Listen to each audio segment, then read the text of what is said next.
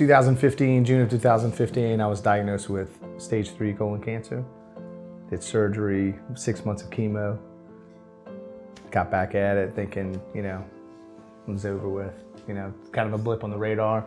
And then 2017, February of 2017, routine scans, they found another tumor. Didn't know what was going on, you know, how this was gonna end up. I didn't have really a very good outlook on it. They went in between my ribs, pulled out half of my left lung. They wanted me to do more chemo after that, you know, after I recovered, and I said, I'm not doing it. I said, look, I'm gonna fight this naturally.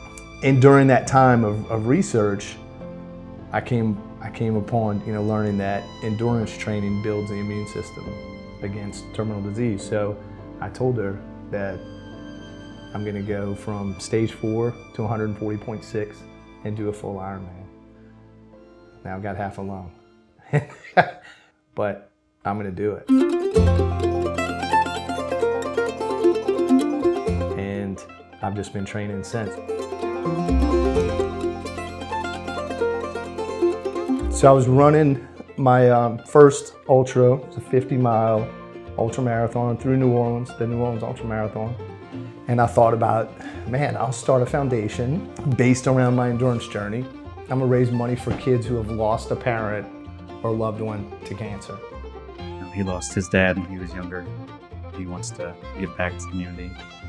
When I was 12 and I lost my dad, I just started wrestling. You know, I was in the 7th grade and just started wrestling. And that's all I wanted to do. You know, I wanted to go to a wrestling camp. You know, I saw how it affected my kids.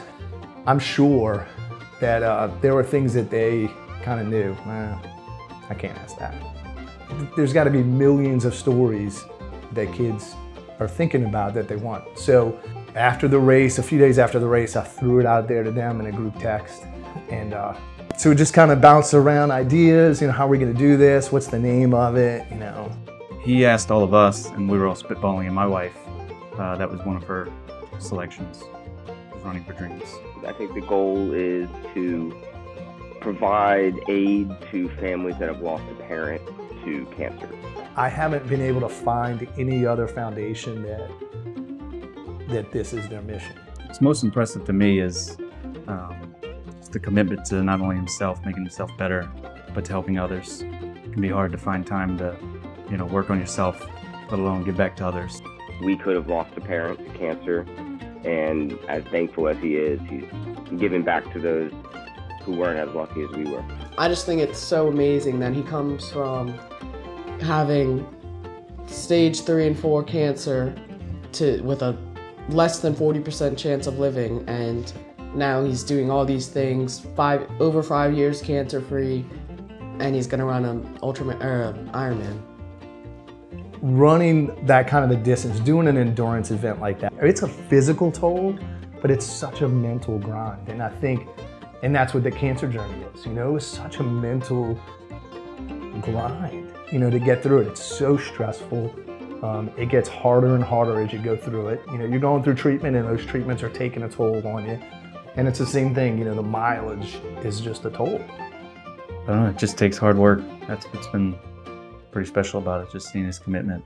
He's just become a part of who he is. And anybody can do that. You just gotta commit. Because what he's done, what he's accomplished is so, I mean, it's incredible for somebody without a cancer diagnosis to complete these things. The big one is the Ironman. He plans to run in June in Coeur d'Alene, where I live. It's a 2.5-mile swim, I think 112-mile bike, and then a marathon at the end. So, I don't know. Can't comprehend it. I really am excited for this. I mean, this is going to be like one of the first events he does with the foundation up and running. His thing has been since stage 4 was stage 4 to 140.6. So we could make this like a huge, you know, kicking off point for getting that foundation noticed and really up and running, self-sustaining and such. I'm a big believer that it's hardest on the support system than it is the patient, because we kind of know what we need, whereas they need stuff, but we don't really, you know. all the attention's on me and not on them. And when it's kids as part of the support system, it's even harder. A lot of the need focuses around bigger things. And then you got the kid who, he just wanted to go to a wrestling camp or a football camp or a cheerleading camp, or just wanted some presents under the Christmas tree, or, whatever. Maybe they were planning that, and then mom died or dad died or got really sick, and oh, you can't do that now. Well, maybe you can. So that's what it's about.